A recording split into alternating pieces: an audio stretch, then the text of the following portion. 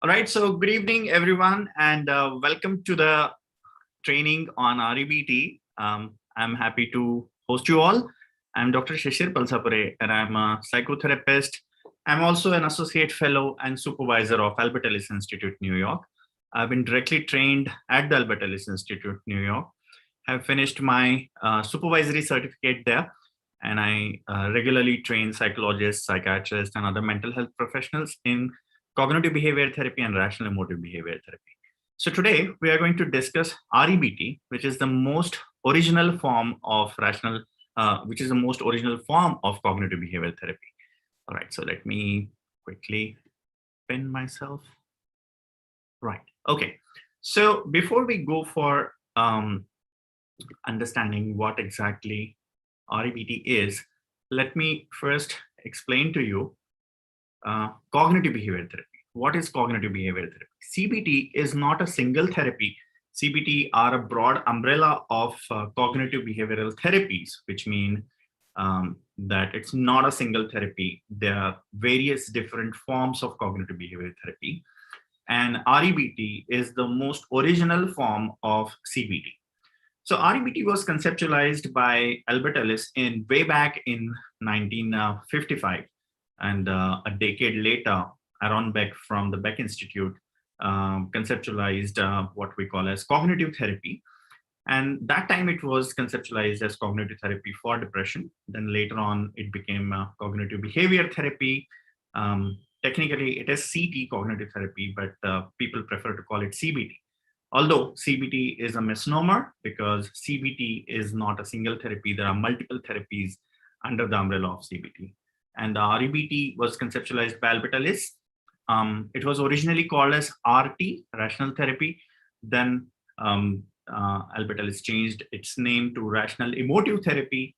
And after that, Albert Ellis renamed it to rational emotive behavior therapy. And nowadays, people call it either REBT or rational emotive and cognitive behavior therapy because it involves all the components of cognition, behavior, and emotions, all of that, right? So this is about REBT. Now, REBT is one of the most evidence-based therapies, which means that there is a lot of research that has undergone in cognitive behavior therapies, including REBT. And we see that there are very few therapies that have substantial research supporting their efficacy. Almost all cognitive behavior therapies have emphasis on cognition or changing the way you think.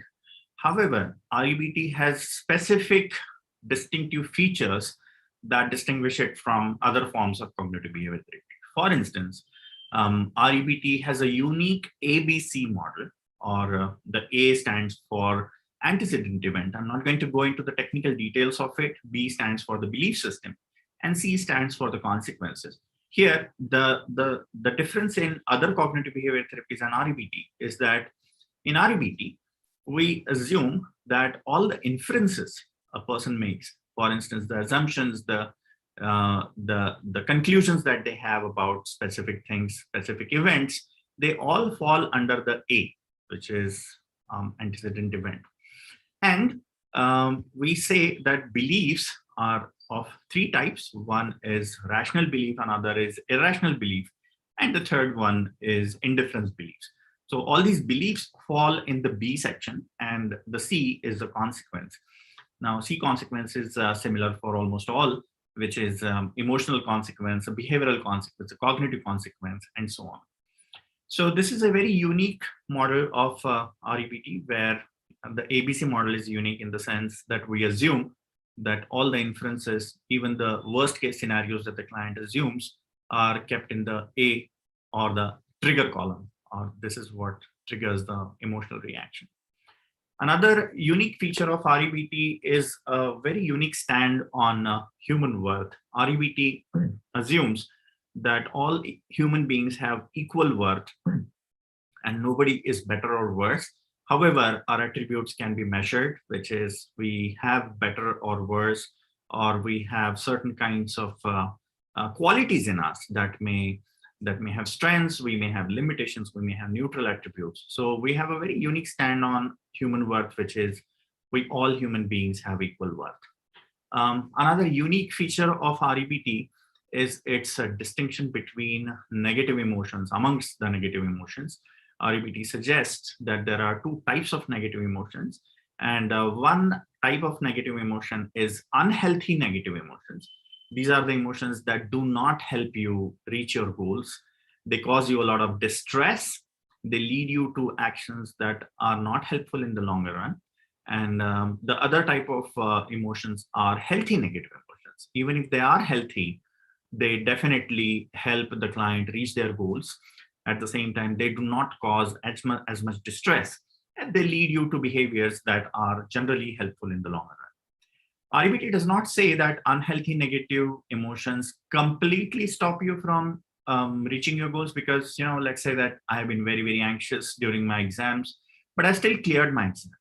So it does not mean that it completely stops you, but it gives you an additional stress, which could be relieved, or which could be, you could do without that additional stress, which is possible with the healthy negative emotions. REBT suggests that psychological rigidity is something that leads to emotional upset. However, psychological flexibility is something that leads you to emotional health. However, newer psychologists suggest that psychological rigidity is not at the core of all emotional distress. However, the demandingness belief, as we call as rigidity, plays an important role in psychological distress. So as compared to other therapies in general, REBT is more active and directive, which means that the therapist takes up an active role, and they guide the session, although they do not feed words into the client's mouth. And it's extremely collaborative, which means that the therapist and client work together in achieving the goals that they have collaboratively set or agreed to. So this is very unique with REBT. At the same time, REBT encourages what we call as responsible hedonism, which means we all want to be happy. We all want to reduce our distress and suffering. At the same time, we also need to consider whether this direction, for instance, reducing the suffering and working towards happiness, is helpful in the longer run or no. Not only REBT encourages self care or self-interest, but it also encourages people to take into consideration the interest of other significant people, for instance, your family or society in general. So these are a few distinctive features of REBT. Now, if you have any questions, please write them down in the chat box so that I'll be able to answer them after the session is over. I'm also going to demonstrate a full-length session after this, which is 7 o'clock. We are going to have people who will join us at 7 o'clock, and we'll have a full-length session at that time. So first, let us understand what it looks like to have an REBT session. So when a patient comes to us, these are basic assumptions, few assumptions that I have already told you, that the distinctive features of REBT are these. And one of the basic assumptions in REBT is all human beings are capable of rational and irrational thinking at the same time. Now, what is rational and what is irrational? Let us try to understand these two words first. To be rational, any thought needs to be flexible. So it doesn't have to have rigidity in it. For instance, I absolutely must, or you absolutely must. So this is a very rigid thought. Instead of that, a flexible thought, which is a preference, for instance, I would like to, but it's not an absolute must, is a flexible thought. REBT suggests that to be rational, the thought needs to be non-extreme, which means that, let's say that you're a completely bad person. This is an extreme thought, which is a sign of an irrational thought. However, you're neither good nor bad, but you have certain good qualities or bad qualities, is a non-extreme thought, which means that you're not completely bad nor completely good. So in REBT, we also suggest that to be a thought, for a thought to be rational, it also needs to be helpful in the long run. So all rational beliefs are generally helpful in the long run, and rational beliefs or rational thoughts lead to what we call as healthy negative emotions in case of an adversity. So not always we feel unhealthy negative emotions or healthy negative emotions. In case of an adversity, we will feel these kind of emotions, which are the healthy negative emotions are a product of an adversity plus rational beliefs leads to healthy negative emotions. However, adversity and irrational beliefs would lead to unhealthy negative emotions. All right. Okay. So there are a few questions coming up, and I'm going to answer them very soon. So, what typically does a REBT therapist look at when we aim to help a client? Now, when the therapist specifically sits with the client, what typically happens is that they settle upon a goal first. For instance, if the question by the therapist is something like, what problems would you like to work on in today's session? The typical answers would be, I am having this kind of problem. My wife does these things. My husband does these things. My children do these things. My parents, my in-laws, or they will start narrating about the problems that they have. However, the therapist focuses on how do they feel about these problems. And majority of people who come to us would have unhealthy negative, one or many unhealthy negative emotions about what is happening or what has happened in past or what may happen in future.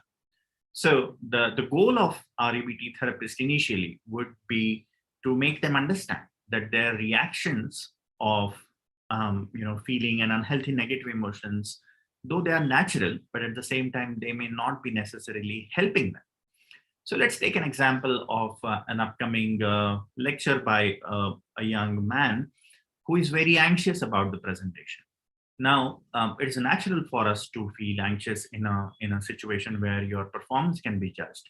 However, this anxiety can block this person from thinking very clearly.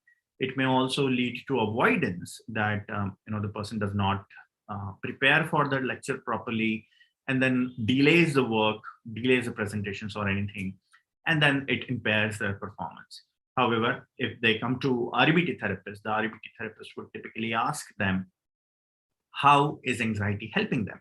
They would say, no, anxiety is not helping me. In fact, I freeze, I forget, and then I procrastinate.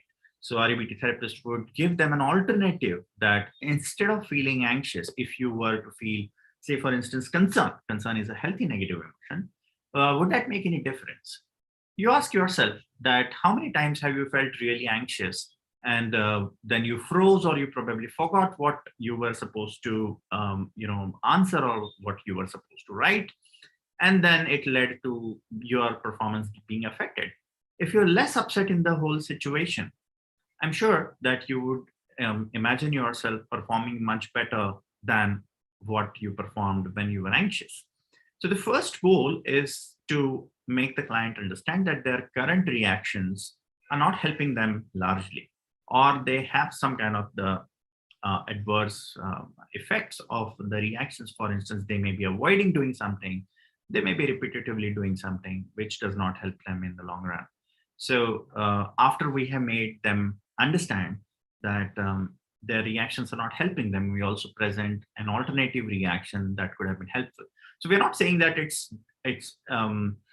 do not feel anything about it. For instance, it does not matter. It's okay if this happens. No, we are not saying that.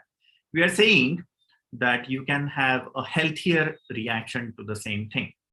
Many people believe falsely that REBT makes you emotionally numb. No, this is not true. REBT does not make you emotionally blunt. It only helps you switch from unhealthy negative emotion to a healthy negative emotion when the adversity happens again, or you have a memory of the adversity that comes back to you. So the first goal, as we understood, is to help them understand an alternative reaction would be helpful. But then the next important task is to help them understand how to get there instead of having a usual reaction of the unhealthy negative emotion. Say, for instance, you have been angry at your children, or you have seen that mothers or fathers have been angry at their children, and the moment they get angry, the children obey their demands, and they either start studying, or they pick up the clothes or the trash that's all over, and they pick up their toys and they comply with the parents' demands. So apparently, anger is helping them. And do you think that these parents would readily give up on anger? And people say that don't be angry at all. So we see that people may be ambivalent or not really willing to give up their negative emotions. And that's precisely what we are not telling the clients to do. We are not asking the clients to get rid of their negative emotions completely. We are saying that there is a healthier version of the same emotion that's possible, and then you are going to use that emotion next time to get your things done. So whenever there is an adversity, we help clients to shift from an original negative emotion to a healthier negative emotion. So we do this by what we call as a technique called as motivational syllogism, which means motivating them to change their reactions based on logic. For instance, the logic, the first premise would be your current reactions are not helping you. The second piece of information would be an alternative reaction would be helpful to you. And the third premise would be your reactions are coming from your own thoughts. And therefore, if you want to achieve your goal, then you may have to change your thoughts or work on your thoughts. So this is what we call as motivational syllogism.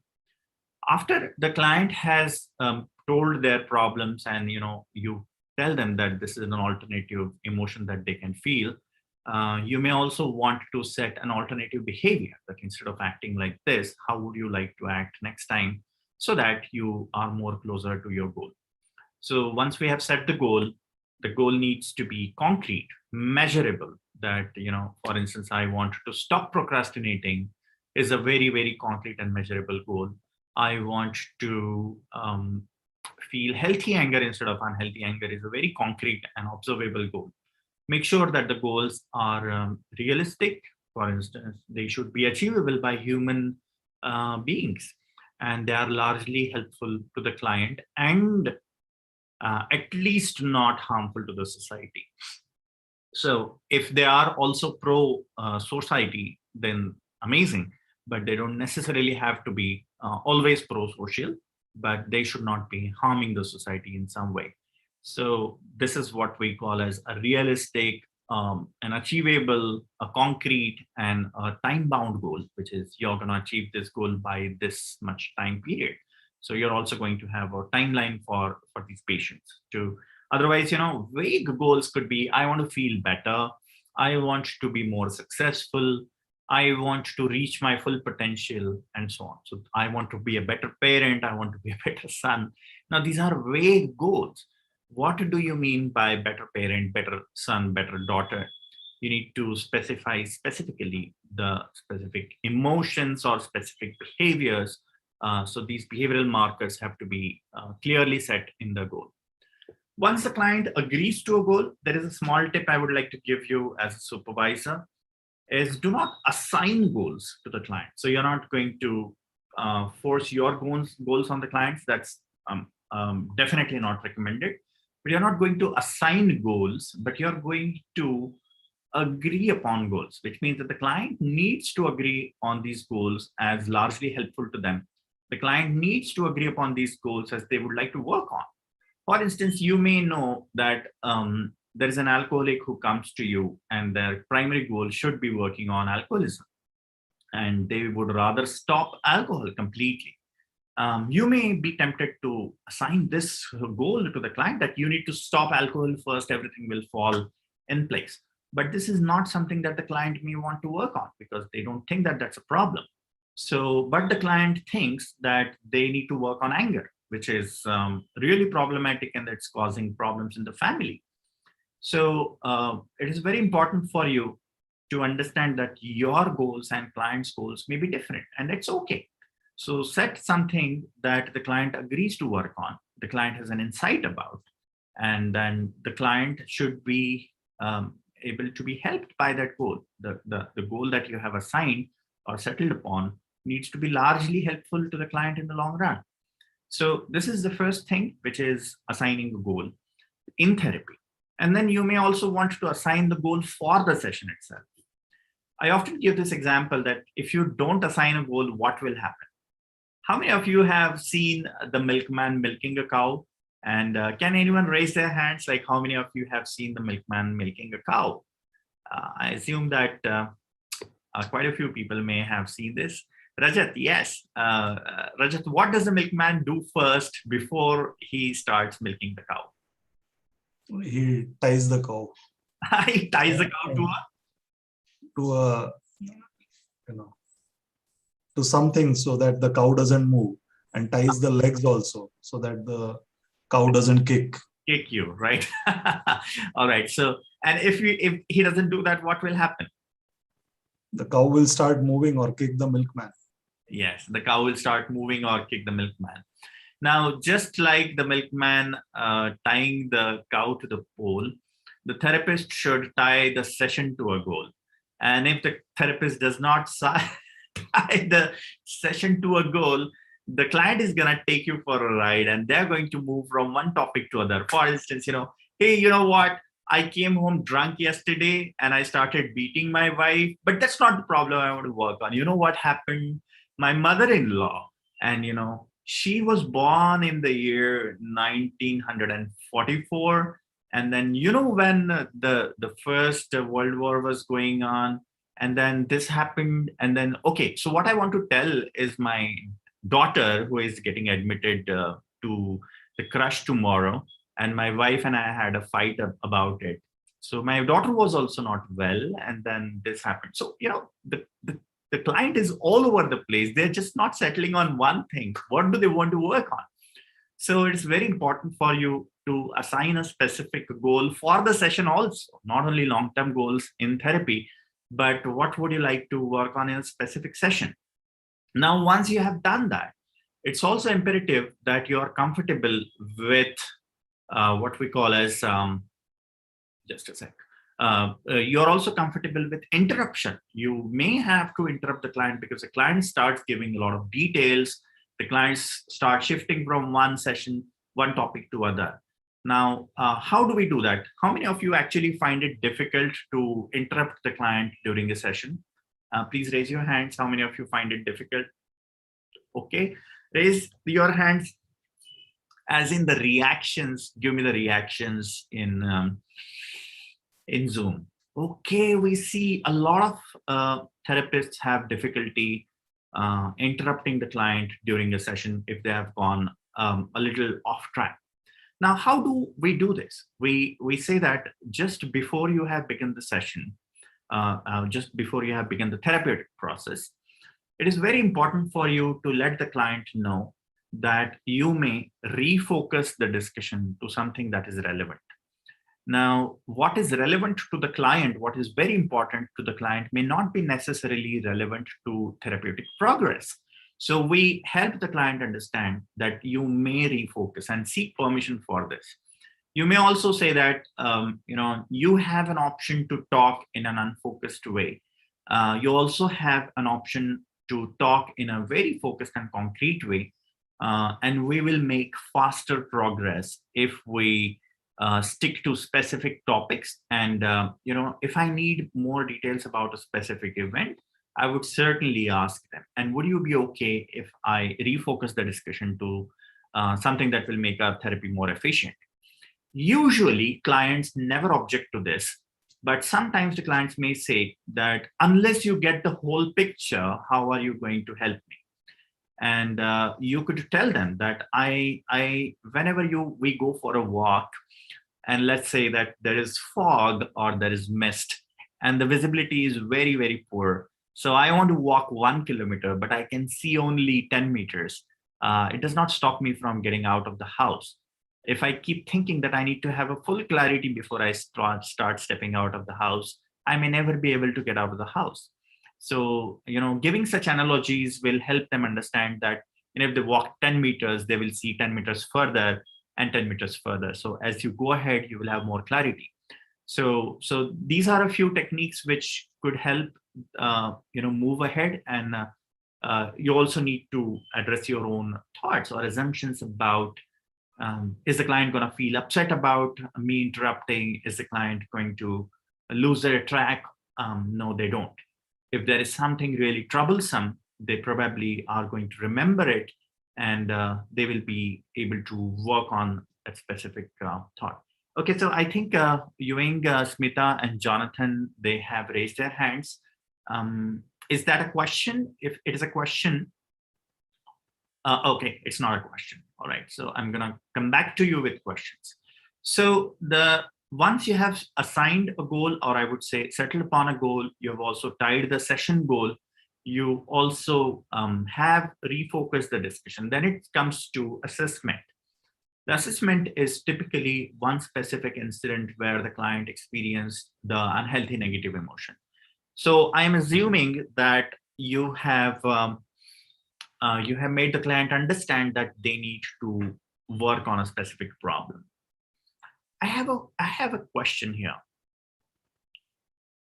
Do you think that rapport, or rapport as we call it, is it essential for you to establish rapport before you go on with therapy?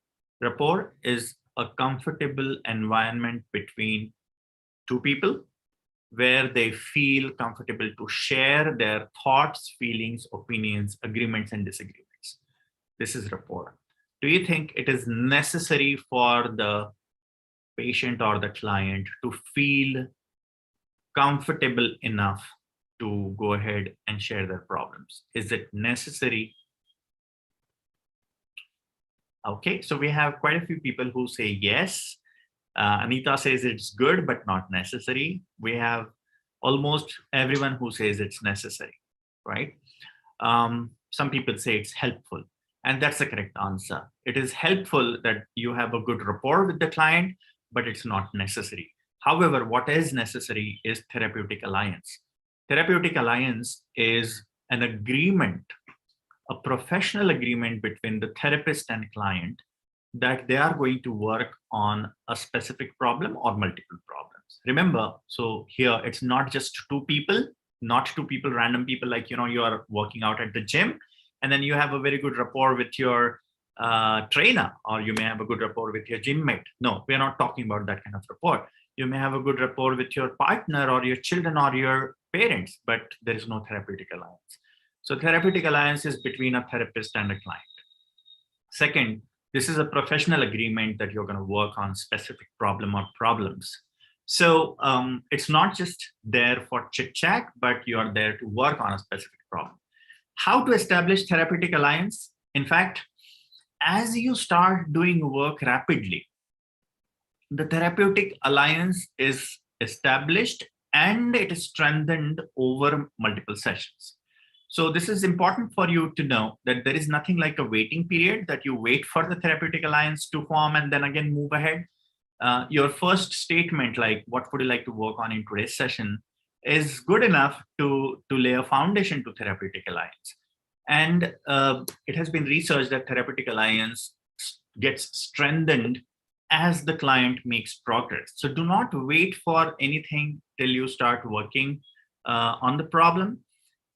Although there are clear signs that therapeutic alliance may be harmed and it may be absent, there you may want to establish it first, but usually the clients will have some understanding that they are going to work on a specific problem. So once you are sure about some therapeutic alliance, start working on the problem. So let us come to assessment. In an REBT, we assess the C first. C is the consequence or the client's reactions. Now, when you ask for a specific incident, remember to stick to one specific incident when the client got upset about something or they acted in an unhelpful way. You need to assess the emotions first. And sometimes the clients have what we call as healthy negative emotions. For instance, let's say a 12-year-old girl comes to you and she's crying, and you ask her, "Hey, what happened? Why are you crying?" And she says, my pet died, and I have grown up with the pet. The pet was always there when I was born, and it has been through my life all the day. And when you ask them, when did the pet die? And the client says that this morning the pet has died. And now, do you think that the client's reactions are natural, normal, healthy negative emotions, or unhealthy negative emotions? What do you think? In the chat box, please. So what do you think? Are they healthy? Are they unhealthy? Mhm. So you may notice that they could be healthy. Yeah, that could be absolutely healthy and normal. So just because the client is crying does not necessarily mean that they have unhealthy negative emotions. So sometimes you may not have to do anything. There is no work to be done. There is no therapeutic work to be done. However, you may offer support to them. So this calls out for various goals in therapy. One of the major goals in therapy is to offer them support. Besides, we first talked that reduce their emotional distress, reduce their symptoms. We are there to support them. You're human. Do not forget. Albert Ellis used to say repetitively that all these techniques and all these specialized techniques that you are learning at the Albert Ellis Institute, do not forget that you are finally dealing with a human being. Don't forget that. So if you lose the human touch to the therapy, I'm sure that therapy is not going to work. Imagine Alexa doing therapy for you. I think it would be effective, but it would lack the human touch. I am on this opinion that if we get over this human touch issue, Alexa or Siri could probably do better therapy, because that would reduce a lot of bias. All right. So do not lose the human touch. Be there to support. Also build their support system during the therapeutic process. So after the assessment of the C, which is the unhealthy negative emotion, you help them identify the label of that negative emotion, because we usually do not have very clear labels. If you ask them, how did you feel when this happened, their usual answers may be, I felt really bad. And when they say that they felt bad, they may not be very clear about what do bad mean. For instance, bad may mean anxious, bad may mean depressed, bad may mean hurt, bad may also mean angry or jealous or shame or guilt. Now, these are the few emotions that I mentioned. These are what we call as unhealthy negative emotions in REBT. So help them label these negative emotions accurately. Also try to assess what did they do or what did they avoid to do when they experience the negative emotion. So a question like, hey, what did you do when you felt angry? And then the client may say that I hit the person or I felt like hitting the person. Such reactions need to be noted. If we can help them write these reactions down, that would be great. So then after the assessment of C, we come to A, which is what did the client feel most upset about? We do not use the labels like upset in therapy, but I'm using it as a broad umbrella term for unhealthy negative emotions. So what were they most upset about? Here, you are going to find the A that they were most upset about. So for instance, I was angry about my husband not informing me that he will be late this evening. So this could be a trigger for the client, and we call this as A. And then you ask them what were the thoughts that went through their mind while they felt angry. So remember, here you may get confused between two types of thoughts. One is, I felt like yelling at him when he came home. So I had a thought that let him come home, I'm going to yell at you. This is a thought. There could be another thought that I felt that he does not value me. And there could be another thought that is that, he is such an irresponsible person. So we have three thoughts here. And instead of teaching, I'm going to ask you questions. Some of the audience are my trainees who are doing the REBT courses. So one thought is, I had a thought he does not care for me. Another thought is, he is an irresponsible person. And another thought is, come home and I'm going to yell at you. Can someone tell me what are these three thoughts? Okay, now if someone knows all the three, then only raise your hand, and I'm going to ask that. How many of you know what are these three thoughts? Geeta, All right. Okay, Geeta, could you tell us what these three thoughts are? I'll try, sir. I'm not sure. Okay, go ahead. So can I again listen from you, because Yeah. I'm just The first thought is, I thought he does not care for me. The second thought is, he is an irresponsible person. And the third thought is, come home, I'm going to yell at you.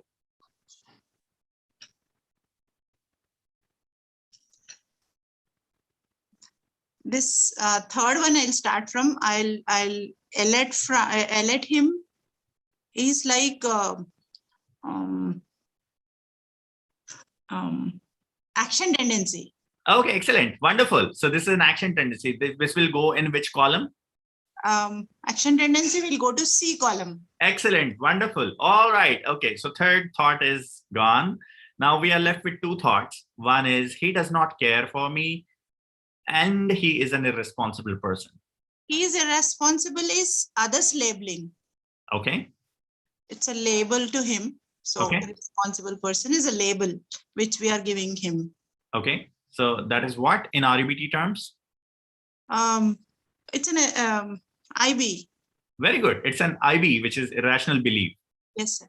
And which irrational belief is that? Depreciation, others. Excellent. So, 66% of the answer is true. That's correct. You made me proud, Geeta. And now we are left with only one, which is, he does not care for me. What is this? I think it's an automatic thought. We can dig in. We can do the inference training so that I can come to actually understand what it is. So But- can I ask you? No. He does not care for me. You can't ask me a question. I'm not the wife. Yeah. Okay. So, what is it? He does not care for me because he did not inform me that he's going to be late. He does not care for me is an. It's an automatic thought. All right. It's an. Okay, I give you more clues. It's not it's an. I think Rajat is smiling. So he knows the answer. Okay, Rajat, Dr. Rajat, what is the answer? Inference. Inference. Yeah, that's the correct answer. So Geeta wins 66% of the trophy and Rajat wins 33% of it. Now you guys share and then we're going to have a party tomorrow. So thank you so much. This is an inference. And where are you going to keep the inference? In the A, B, or C? A. Excellent. Okay, so you got the full answer correct. Now this is an inference. Now, do you see that it may sound confusing initially, but when you receive training, which all of you probably are receiving training or you will receive eventually, you will be able to understand there are different types of thoughts, and the therapist needs to know what kind of thoughts they are dealing with. So the client will tell you many thoughts, but does not necessarily mean that all thoughts need to be worked on or what to do with these thoughts. We will help you understand those. So here we have an inference, which is the client's version of reality. An inference is the client's version of reality. A belief, irrational belief here was depreciation, which is an overall global rating that they had attached to the person, which is he's irresponsible. And we call it depreciation belief. So beliefs are, evaluative cognitions about people, places, people, life, time, and so on, and the world altogether. And the C is an action tendency, which is they feel like doing something. Now, these are different types of thoughts, and you will understand while training that where to put which thought and what to do with these thoughts. So once you have assessed these ABCs correctly, you need to cross-question them, check them if these beliefs are accurately assessed or no, and then help them understand that their thinking has a huge role to play in their own emotional upset. And once the clients understand that their thinking contributes, I'm not saying the thinking causes the negative emotions, but the thinking contributes largely to their emotional upset, they will be able to examine this thinking so that they may consider changing it, right? So you cannot change the client's thinking, but you may help clients consider to modify the thinking. Again, we are not saying it's your fault. No, it's the thinking that is largely making you upset. And because your emotional upset is problematic in these ways, you would rather want to examine your thinking. So many people think that irrational beliefs are opposite of rational beliefs, though they are not. And clients may also think that, I have an irrational belief that I absolutely must not make a mistake. And then the opposite belief would be it's okay to make mistakes. So, and that would be the rational belief. This is what many clients might assume. No, this is not what we are implying. We are not saying that it's okay to make mistakes. We are saying that it's very, very, very important not to make mistakes. It's preferable not to make mistakes, right? But because you're human, it's understandable that you will make mistakes, which means that it's not an absolute must. It's not a nature's law. So this way, you will be able to help the clients shift from rigid thinking to a more flexible thinking rather than an okay thinking that this is okay if this happens. So we are not making clients comfortable and okay and submissive to the reality. No, we are not. Or the adversity. We are making them adapted to the reality so that they can either change the reality or they can put up with the reality with least possible emotional distress and maximizing their helpful behaviors so that they can progress in life in spite of the adversity if it cannot be changed. So we do this by methods of disputation. There are various styles and strategies of disputation. Technically, disputation is changing the way the client is thinking by checking their thinking. Now, this checking or examining the thinking can be done in multiple ways. So we're not going to get into the details of these, but as of now, I just want to tell you that there are various means by which you could do the disputation. And disputation does not mean arguing with the client. In fact, the word disputation has a negative connotation, and I think that also gives REBT a slightly bad reputation. In fact, disputation does not mean that you argue with the client. Disputation technically means examining your irrational beliefs and questioning them all by yourself. So the therapist does not dispute with the client. In fact, the client themselves question their own beliefs. We call it disputation. However, in cognitive therapy, they call it questioning. But in REBT, it's disputation with your own beliefs. Some REBT therapists directly dispute with the client's irrational beliefs, not the client. But some REBT therapists help the client to dispute with their own irrational beliefs. So both these methods are acceptable. And as per your comfort, as per your culture, you may teach the client to be their own therapists. So after the disputation has been done, we go with what we call as homeworks. Instead of calling them homeworks, you may call them as assignments or action plan for the week, where the clients can practice what they learned in the session.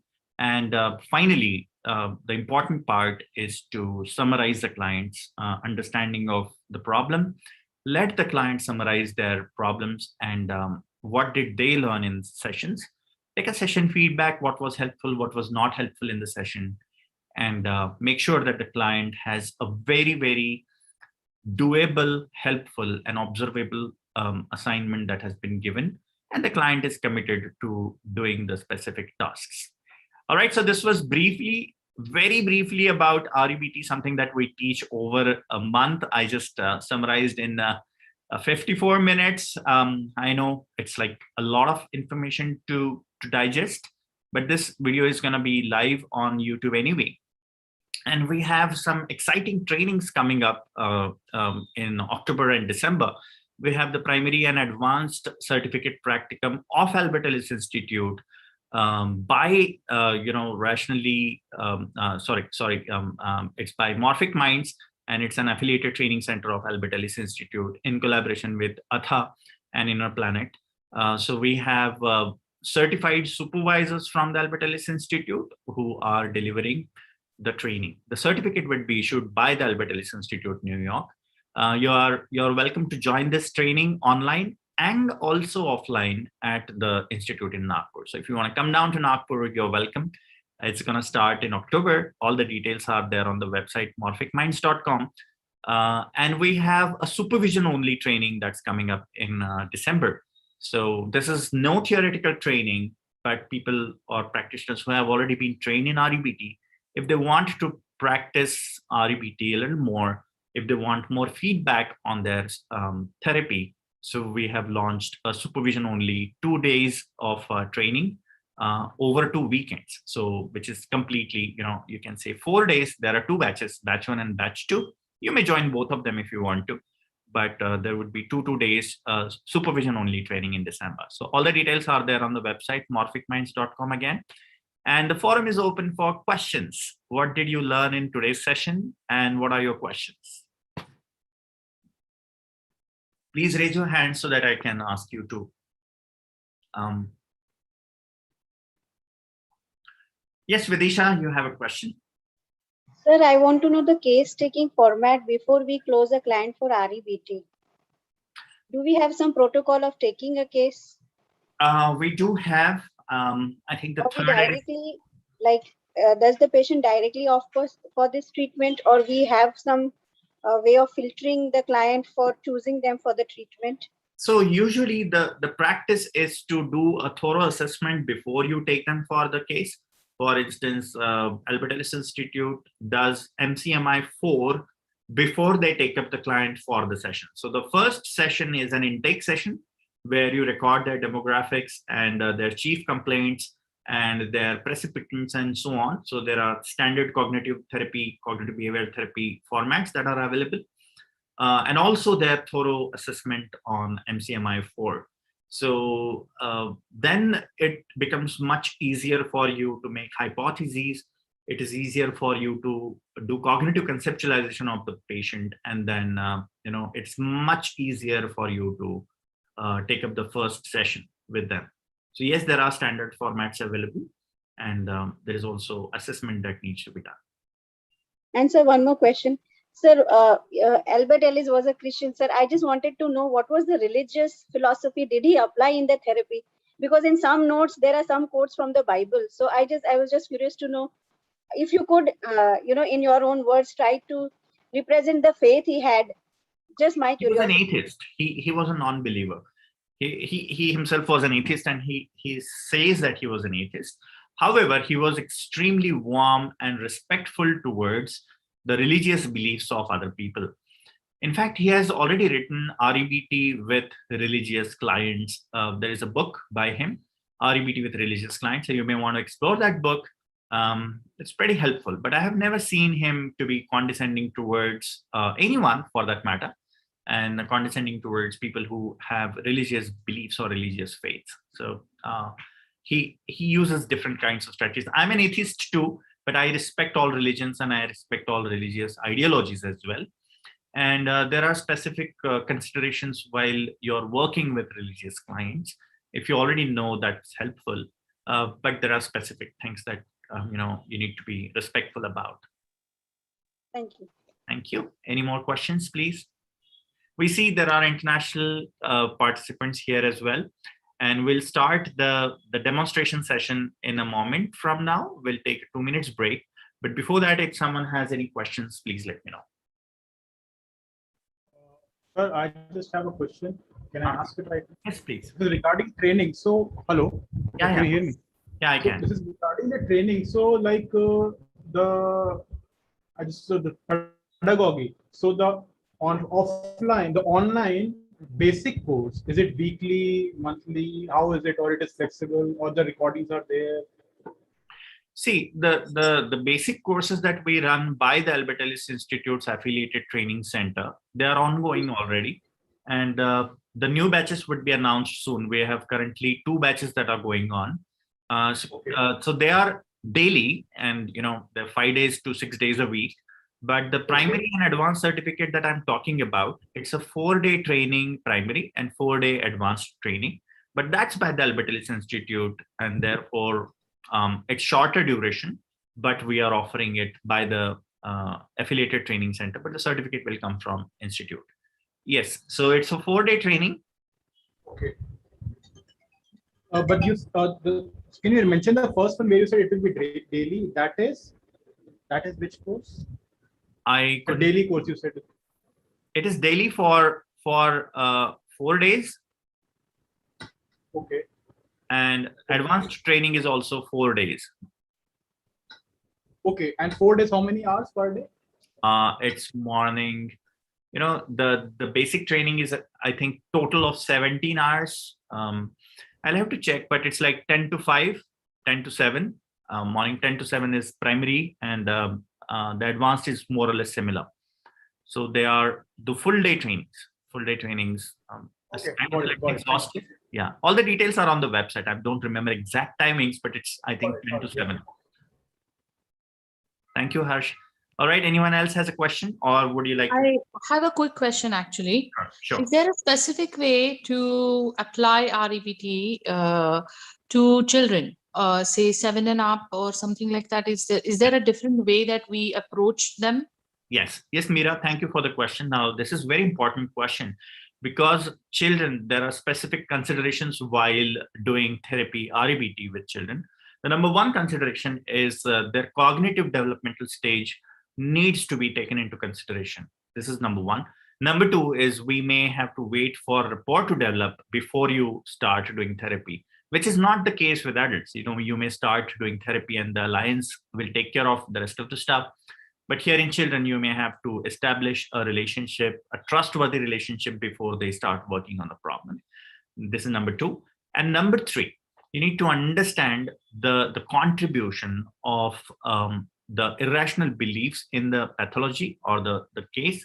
For instance, the client, the 12-year-old child, let's say, for instance, has been brought to you for aggression. You know, the child has been caught bullying other children.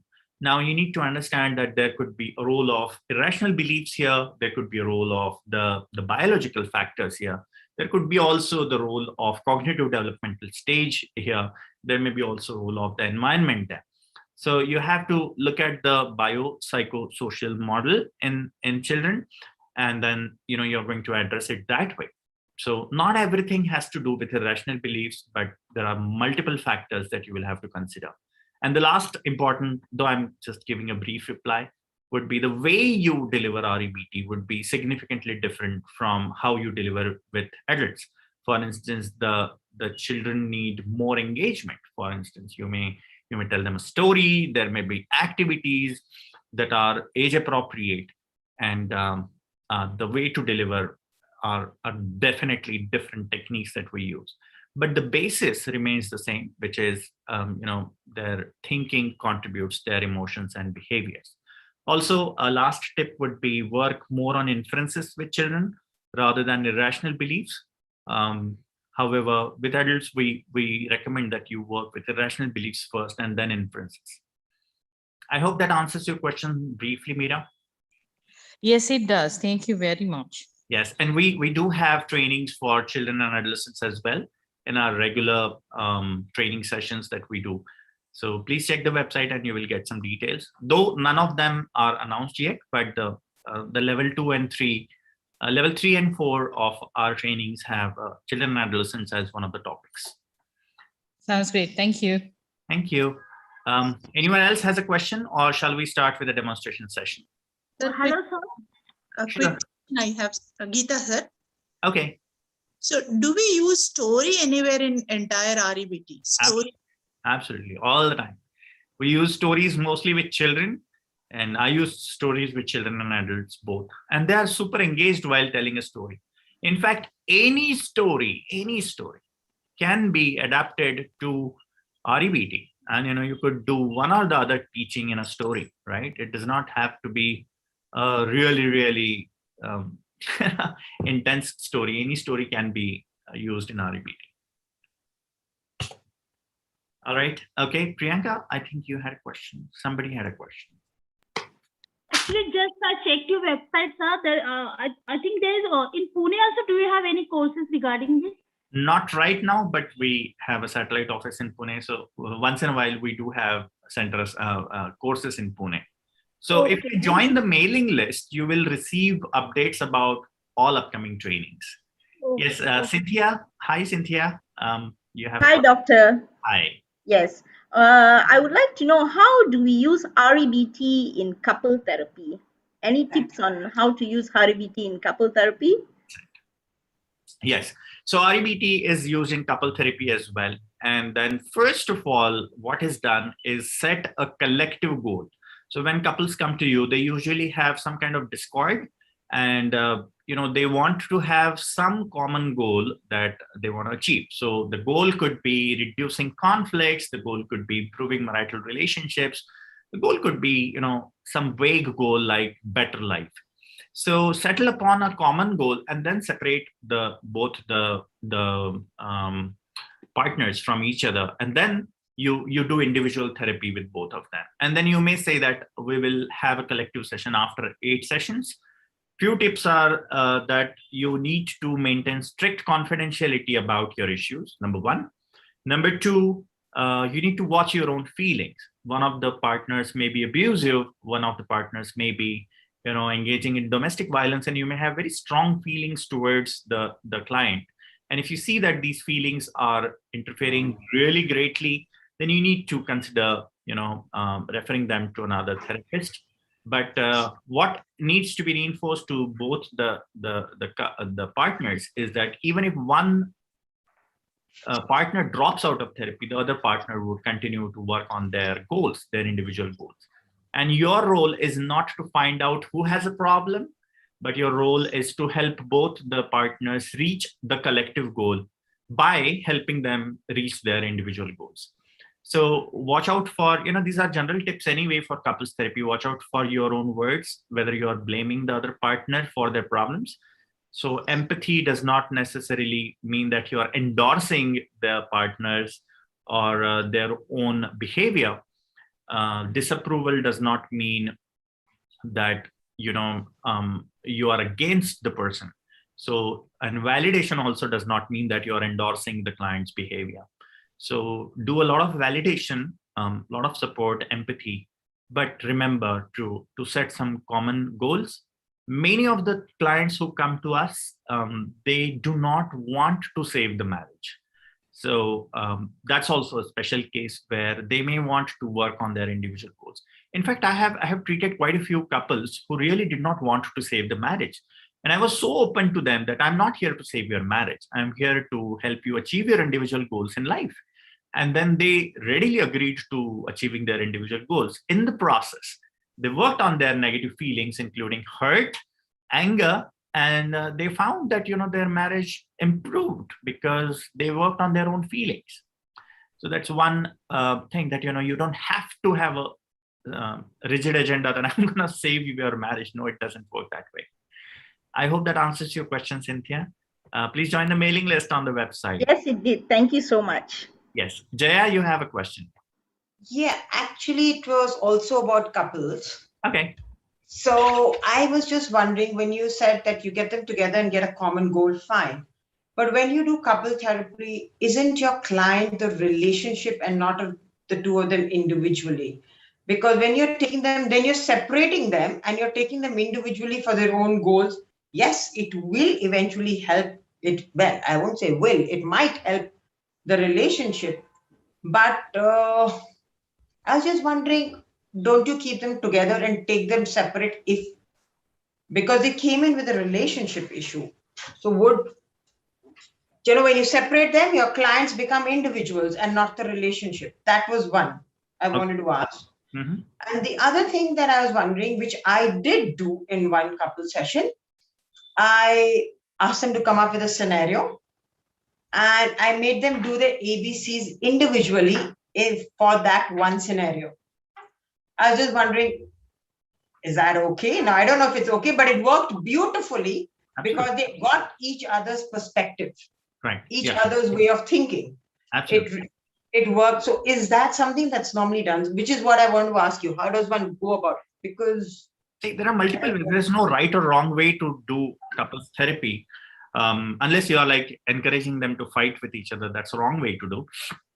There could be different hundreds of right ways to do couples therapy. There are advantages and disadvantages of each of the techniques. So what happens is, a typical REBT session goes on for around 45 minutes, and that's the time we need to assess the ABC, do the disputation well, and also assign the homework. But if that gets divided into two, then we are left with around 20-22 minutes of actual work with each patient. Now, there are multiple things here. When they are doing the ABC together, they may want to present themselves as I am not the problem, but the other partner is. And a lot of energy might go here because they want to, display themselves as desirable rather than, that I have a problem and that I want to work on it. So this may be a major issue. When you separate them, this dynamic is taken care of. So they're not here to prove who has a problem, but rather to work on their own issues. I have personally found this method to be more efficient because we can devote full 45 minutes to one person. And then they may have an immediate session back to back, and we may bring them in two sessions together to address each other's concerns once in a while. But that is not what we do in every single session, because the whole dynamics change when they both are together in the session. I rarely do that, right? I hope that answers your question. If you have been able to successfully do this, wonderful. At the same time, my personal experience is it's better to separate them after a few minutes of collective discussion. You have a question. Thank you. Yes. Yes, Dr. Fisher. Any experience with REBT with very high functioning exposures, adult or young adult, or even adolescents? I could not hear the question well. Any experience of REBT with? Adolescents or young adults with high functioning autism? High functioning autism. I personally do not deal with children with special needs. So I personally do not have experience of high functioning autism, but yes, a lot of evidence with REBT working with children and adolescents. And I have a good experience with children and adolescents for REBT. In fact, their slate is clean. So, it's easier for us to work with children than to work with adults. They're more keen and they're very interested. And, they always surprise us with their smartness.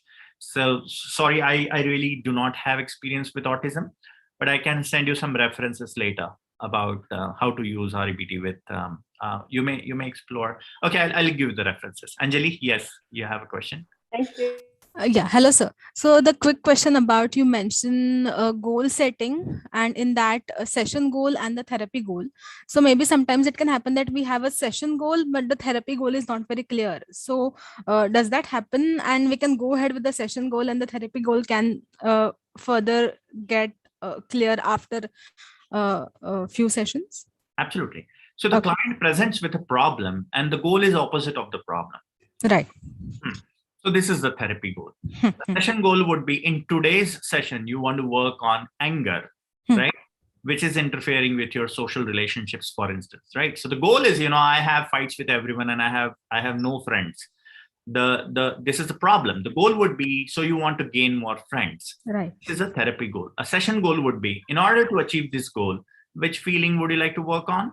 I think I want to work on my anger. So, all right. So this is our session goal. Oh, thank you, sir. Thanks. All right, welcome. Okay, so we'll take a quick 1-minute break and then we will do the session. Who would like to volunteer for today's session? Anyone who wants to volunteer, please raise your hand.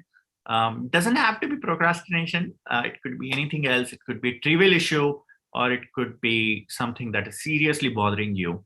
But I need your consent to telecast it on YouTube, number one, and it will stay there supposedly forever till my account is blocked somehow. All right, so we have Geeta who would be presenting today's volunteer. All right, Geeta, are you ready? Yes, sir. 1-minute break, sir. Okay, so we will take a 1-minute break and then we'll come back. Yes.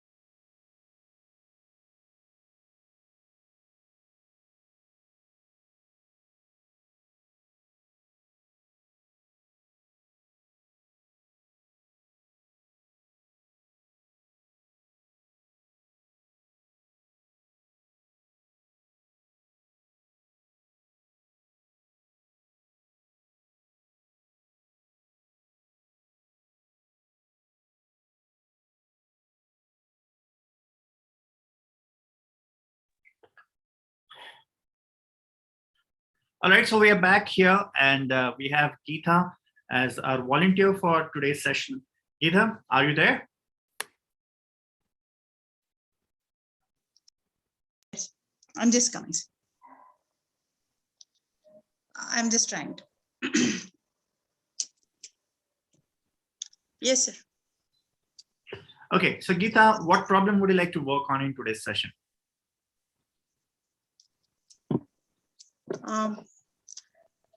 Sir, I want to work on, I don't know how to express that, but still, I take up too many things in life, and I want everything should be done properly.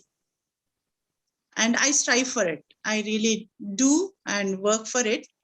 But sometimes I feel, why I'm taking so many things. So again, it's like, two ends. One end, I am like thinking that I should be perfect. I should do service. I should help people. I should help my family. My, both the kids should be settled. My husband should not have any problems, something like this. And sometimes, other end, I think why I should worry so much about these people, or too much I'm doing. So I just wanted to understand what is going on in my life. I don't know what does too much mean, but do you think that taking up a lot of tasks is interfering with the quality of the output? Quality of? Output, like your work or your performance is being affected in some way? So that is a problem, sir. I never, I do not allow that to happen. I see that everything happens, like I mostly, not complete. I'm not superwoman, but still I make sure I take a lot of pain. I take a lot of pain, lot of time, lot of effort, and I see that things are happening properly. Yeah. Then how is this problem for you? For instance, you're taking up a lot of tasks. How is this a problem for you? Previously, like maybe sometime back, I never think about it. But recently I started thinking about it when people say that, you're approaching 50 and you need to take rest. And sometimes some, issues come up, like health issues, back pain, something like that comes up. So when something happens like this, then, recently I started thinking about it. Okay. My question is this in a way some kind of trouble for you? For instance, you get too stressed, you get anxious, you get depressed about not being able to do too many tasks at the same time. Does it cause you some kind of psychological distress? Does it affect your work? Does it affect your relationship? Or you're not prioritizing what you need to be doing? I feel too much. That is like, again, I repeat, I take the same word. I don't know whether I'm using the right word or not, but sometimes I think it's too much I'm doing. Okay. And that too much is you would like to change, but why would you like to change too much? Because it may affect it may affect my health. All right. Okay, now we have something to work on, right? So you want to limit the things that you do, right? So that it doesn't affect your health. But again, yeah, I think I'm worried about my health, but I don't want to compromise in the task which I'm taking up right now. Excellent. Right. I don't want to feel this much anxious about my future, so that I continue my work. All right. Okay. So now we have a conflict here, which is, you want to maintain your health on one part, right? At the same time, if you take up all these tasks, it also triggers anxiety in you, right? If you don't do the task, then there is anxiety as well. Yes. So if you do the tasks, what feelings do you experience? What negative feelings do you feel if you do all those tasks, like all the tasks that you do? It is, I feel stressed at the end of the day. Mm-hmm. Yeah. And what do you mean by stress? What kind of feelings? It's like too heavy. Heavy means what? Like you feel proud, you feel guilty, ashamed, anxious, tired. What exactly? Tired. You feel tired, right? Yes. and then eventually this may lead to burnout. Is this what you are trying to imply? Yes, yes, yes. So do you have a pen and paper ready with you so that we could set some goals in therapy? Yes, sir. I have. So, you do feel tired, and it's natural for us to feel tired when we do, the day's work. I am 45, so I know that, at the end of the day, I do feel tired. Although I was working all day today, and I'm not feeling exactly tired because I regularly work out, exercise, have a healthy, I would say, what we call as mental health hygiene. And I also do exclusion, which is there are certain things that I say no to, which is, ideally I would have done it, but I choose not to. So is this what you are looking at, like choosing not to do certain things so that your physical and mental health remains in place? Yes. Excellent. So we'll work on this. So could you write the session goal to be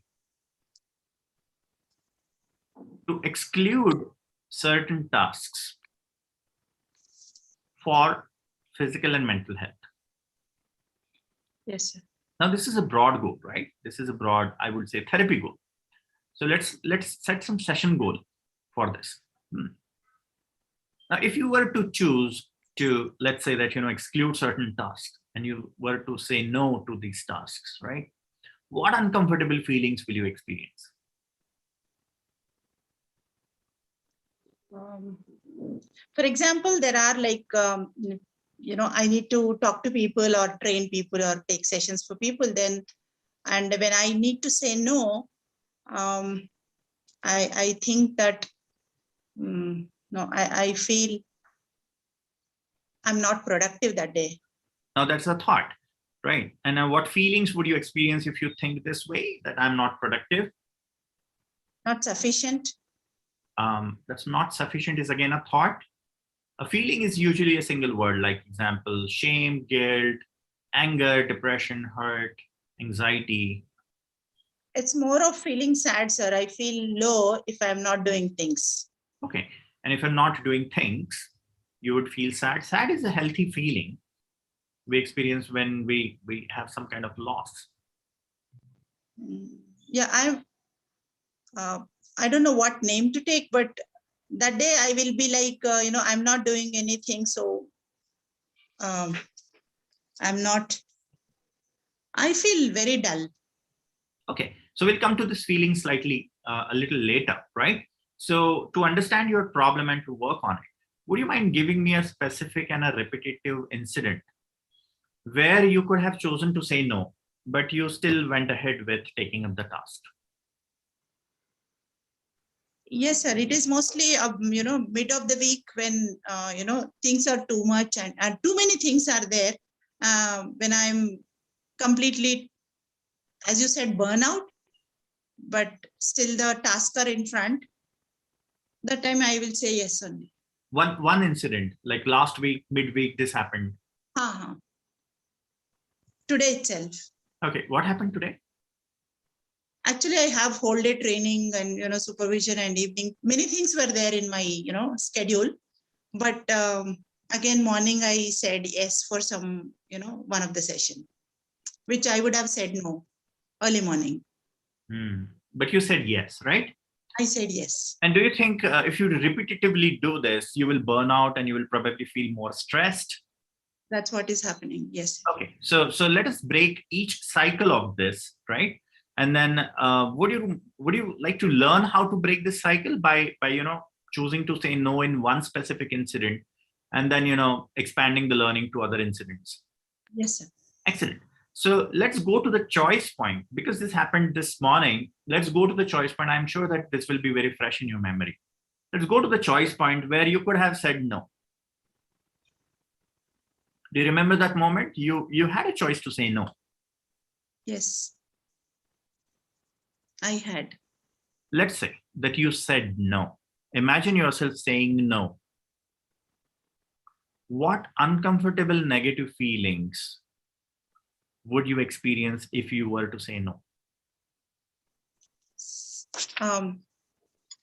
Something may go wrong in my office if I don't go there and, I don't take the session, if physically I'm not present. It was a, sort of duel where I had something to do. Actually, the other person was there, my, other colleague, but Sounds like a thought to me.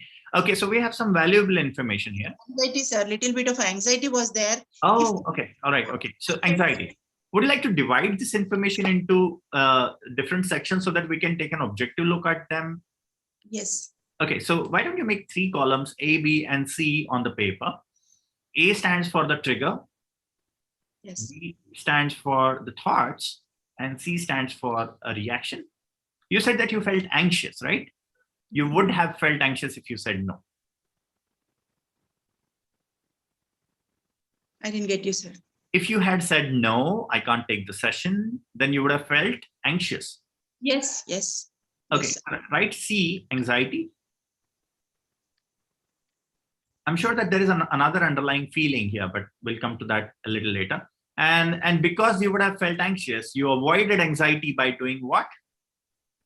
I went to the, that place, and I took whatever I should do. I did it and came back, and it was very, neck to neck, where I need to go there, run back, and, come Okay. and sit. All right. So you took up the task, right? So write this down in the C section. You took up the task. You took up the task. Although you were productive, but, it stressed you out. And ideally, you would have said no, right? Yes. Yes. Okay. So we'll leave the C here. A is the trigger, right? The trigger was having to say no. Can you write this down? A, having to say no for a session. And this triggered your anxiety. If I say no, oh my God, what will happen? You said something? You said, like, what will happen? Something may go wrong. Something may happen there, and the people don't take care of properly. So I don't want that to happen. Okay. So can you write this down in the B section that something will happen there?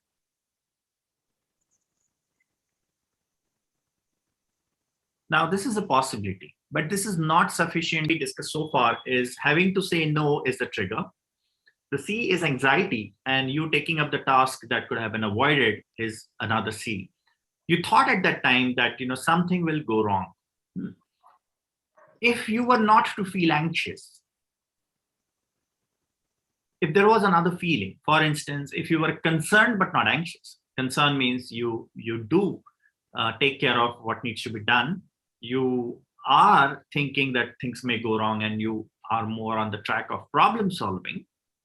Instead of feeling anxious, if you were concerned, what would you have done at the choice point?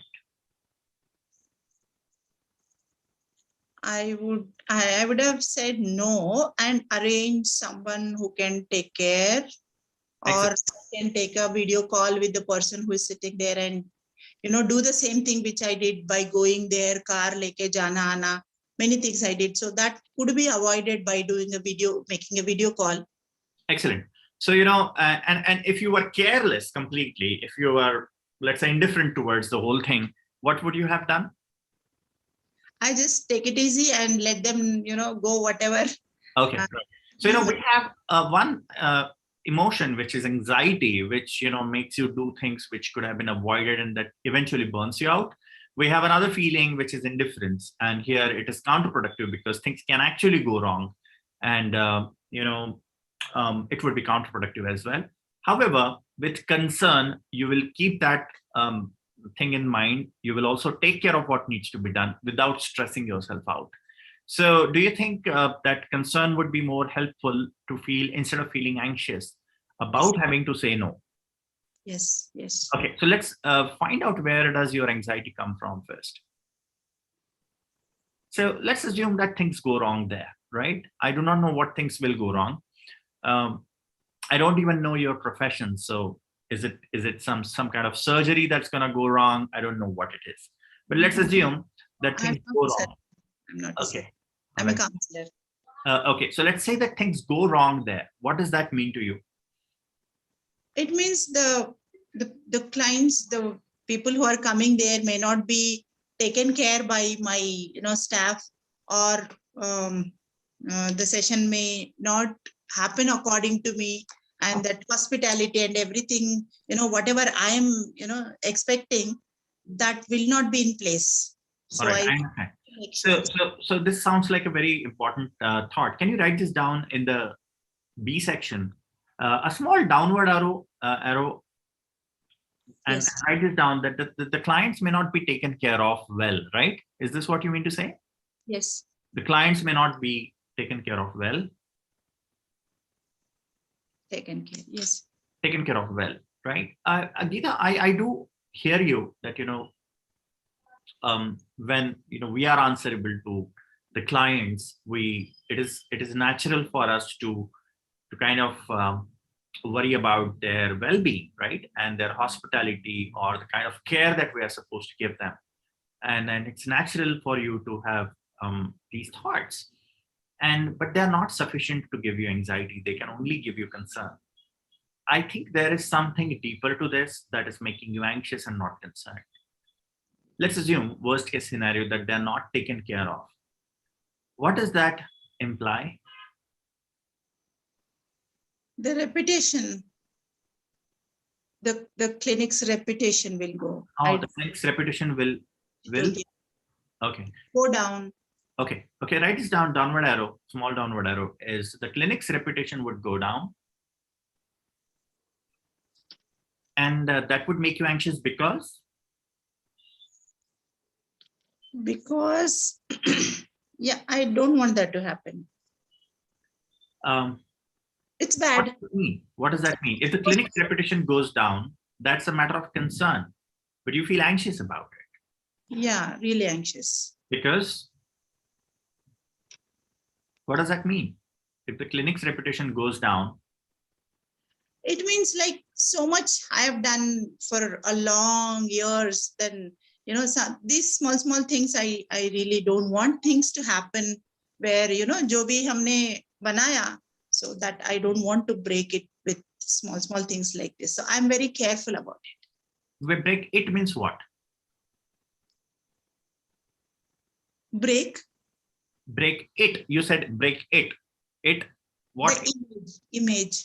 All right. Okay. So can you write down a small downward arrow again? The image I have built over many years would be broken. Yeah.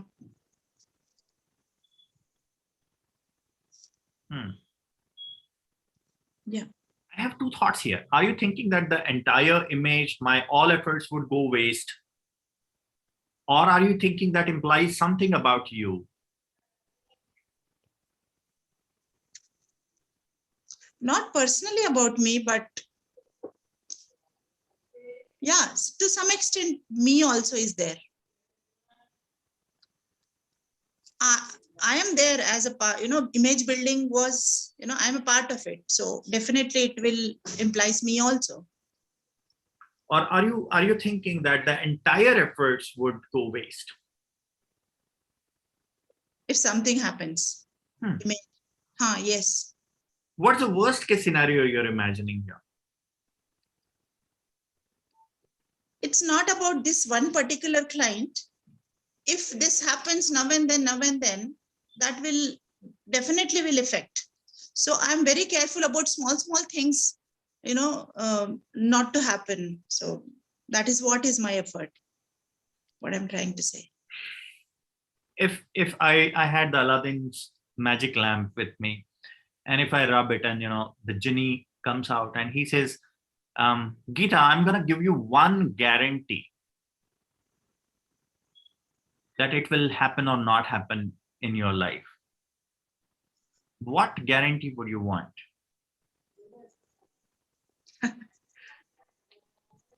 Only one. There are so many, but maybe now we are in the session. No. Now we are in the session. So I just want my, institute to continue with the same image. Yeah. And if you had that guarantee, you would be at peace, right? So I think the trigger here appears to be the clinic's image is at stake.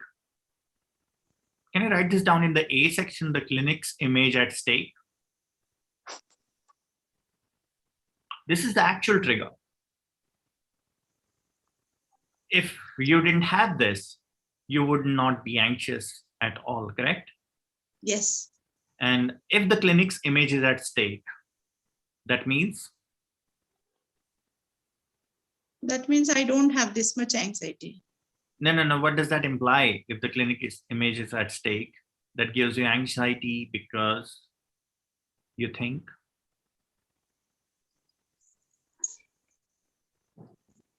Can you repeat, sir? The clinic's image is at stake. I'm going to give you a few choices. Yeah. So what thought makes you anxious? Number one, the clinic's image absolutely must not be at stake. Yeah. Or I cannot tolerate the clinic's image being at stake, or I cannot tolerate the uncertainty. Or the clinic's image is at stake, that implies that I am incompetent in some way. Or it will be really terrible if this happens, that the clinic's image gets ruined. Terrible. It would be terrible if the clinic's image is ruined, right? Okay, so can you write this down in the B section? It would be terrible if the clinic's image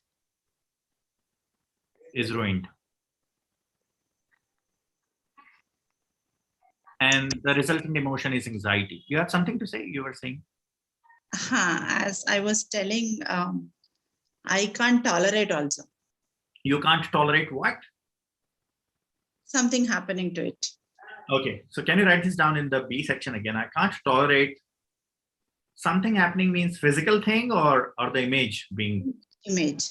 Okay, I can't tolerate the image. Your image or the clinic's image? Clinic's image. I generally cannot separate myself with that. It's so close to me that Gita is same. It's like we are both same. Institute and me are, I cannot separate. No, I can understand it. We really require people who are so committed to an institution. So you're saying that the clinic's image is as good as your image, right? You cannot tolerate that. But does that imply that your image, if it gets spoiled, it means you are not good in some way? No, I never get this thought that I'm not good enough. Okay, I know we'll stick to these two. So we have two thoughts. Technically, these are beliefs that are making you anxious. I want you to tell me which of this contributes to your anxiety more. I cannot tolerate the clinic's image getting affected, or it would be terrible if the clinic's image is affected. I cannot tolerate. Okay, can you underline this? Right. Yeah. Now I want to ask you, do you think this belief has something to do with your anxiety? So is your anxiety coming from the probability or a possibility that the clinic's image is at stake, or your own assumption that you cannot tolerate it if it happens? I cannot tolerate. So is it coming from the possibility or the event that the clinic's image is at stake? Is your anxiety coming from that, or the anxiety is coming from your own beliefs?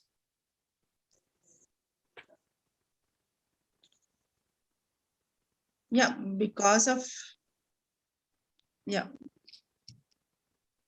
I cannot tolerate. Okay, it's coming from your beliefs. However, I do agree that the possibility has some role to play in your anxiety. If there was no possibility like that, you would never be anxious. But it's not sufficient to make you anxious. It can only make you concerned, right? Yes. You will also feel indifferent about it. So it's not causing you anxiety. There is a mediator in between, which is your own belief system. And that appears to be, in this case, that you cannot tolerate the clinic's image being ruined. Would you like to check if this belief is true or false? Yes, sir. Yes. But, I want you to explain to me that what do you mean by I can't tolerate the image being ruined?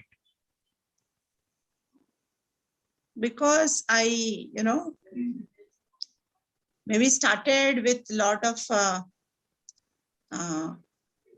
pain, lot of trouble went into it, and many years of my hard work went into, and A lot of pain I took on cost of my family, my children. So much went into this. So at this point, like now, as we say, hero banna easy hai, but hero ka image rakhna problem hai. So that's what is now my problem is, like, till here it was one, and now keeping it up is one thing, which is happening. My question is this implies that, you do not approve of the image getting spoiled. Yes. You do not like it. But what do you mean by you cannot tolerate it?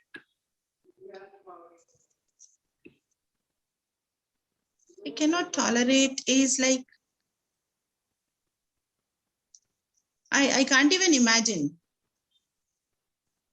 something happening like this. If it is really happening, I cannot tolerate. What do you mean by you can't tolerate? That's my question. I understand, I'm with you that you do not like it.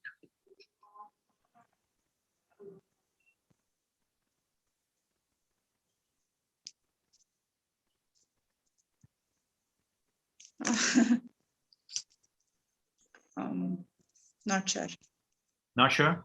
I do understand, and I'm with you that you do not like it, you do not appreciate it, you do not approve of it, that the image gets ruined. But can you differentiate between you do not approve of it, you dislike it, and you can't tolerate it? Yeah, I dislike is one side, but I cannot tolerate means it's again, it's a bad thing which I cannot take it.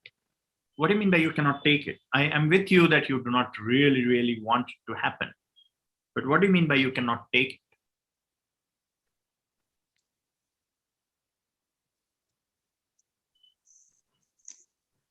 It means I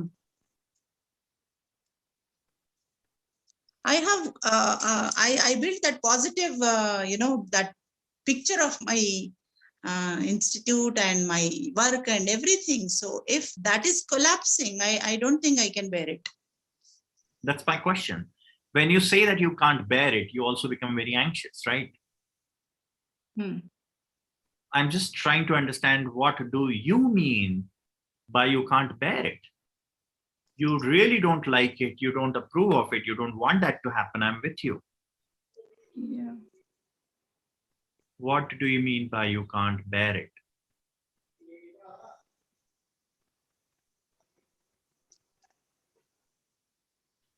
It will affect many people who are depending on the clinic, and there are so many, like 200 people around me who get affected.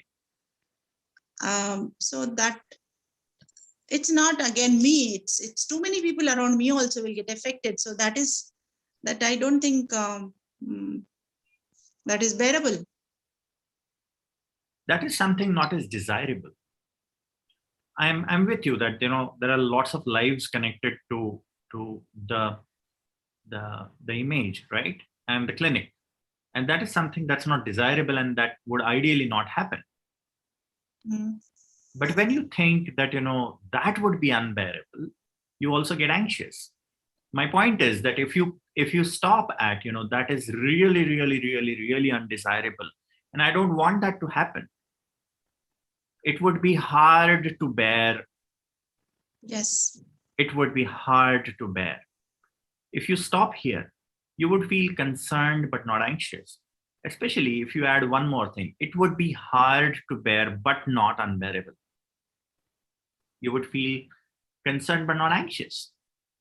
I'm not saying it would be okay if this happens. I'm saying that it would be hard to bear, but certainly not unbearable. If you were to think this, would you feel anxious, or you would feel concerned but not anxious?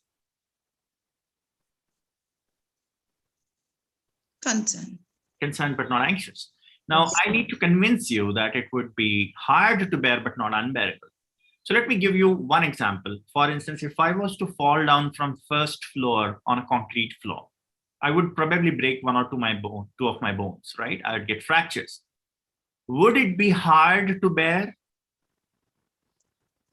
Yes. Or would it be unbearable? Hard to bear. hard to bear. I would break 1 or 2 bones, but I would survive, right? I would take it. I would tolerate it. It won't kill me. But if I fall from 13th floor, You will die. will it be hard to bear? You're no more now. It won't be hard to bear. It would be unbearable because it actually kills me. Yes. So, when we use such words like it would be unbearable, it would be intolerable, I can't take it, we are also alerting our brain to see a red flag in something, implying that this would probably kill you.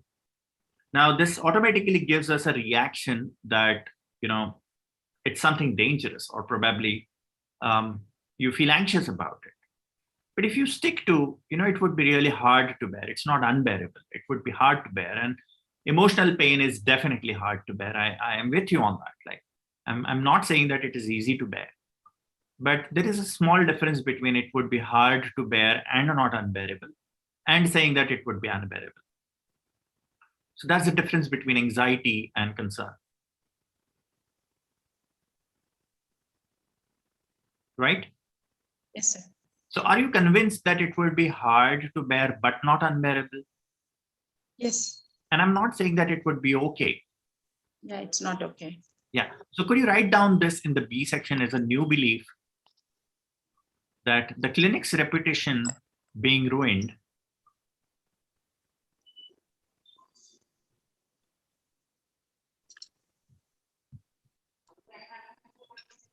Yes.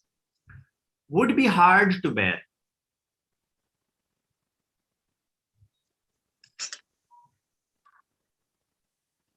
And undesirable. Undesirable. I would say, I want you to take care of that. And it would be undesirable. However, it won't be. It won't be. Yeah. Unbearable. So I don't want to make you complacent also by saying that it would be okay. It's certainly not okay. And because it would be hard to bear and something not desirable, you would rather be concerned about it and do the needful. And that is possible by just being concerned and not anxious. So could you write down the C, new C, as what would be the new C? Concern. Concerned and not anxious. And what would you do if you were concerned and not anxious?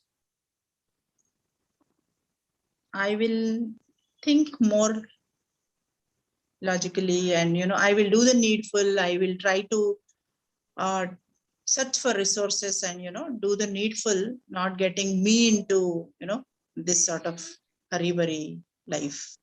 Right. I understand. In this specific situation, you already mentioned that you would probably arrange for a video call and do the needful. However, you would not go out of your way to go there physically, right? So you have taken care of the things. At the same time, you're not stressing yourself out. Right? Yes. Excellent. So this needs a little bit of practice. And would you mind doing some practice this week? Yes, definitely. So whenever there is a situation or a chance and an opportunity where you could, say no to certain things to reach the goal that we have set for, to prevent burnout, physical and mental burnout. If you have a chance to say no to something, watch your thoughts. Ask yourself, what is the worst case scenario I'm imagining? You may ask this question to yourself. Number 2 question you may ask yourself, am I thinking that the worst case scenario would be hard to bear, or am I thinking that it would be impossible to bear?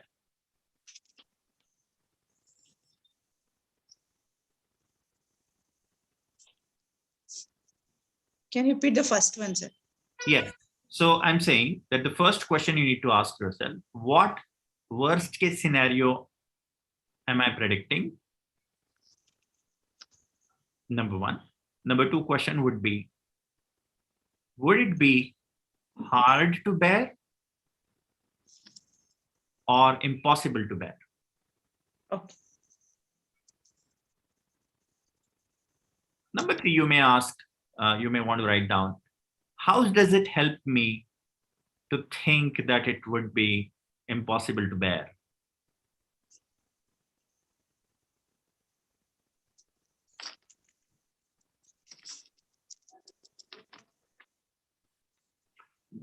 So probably, you're paying the cost of being non-assertive by choosing to do it, by thinking that, it would be hard to bear if the reputation is spoiled. There are a few more thoughts that may come up. So I want you to do this exercise this week and then, write down the thoughts that triggered anxiety, and we'll continue to work on this in the next session. If at all, we choose to have another session. But what's the gist for today's session?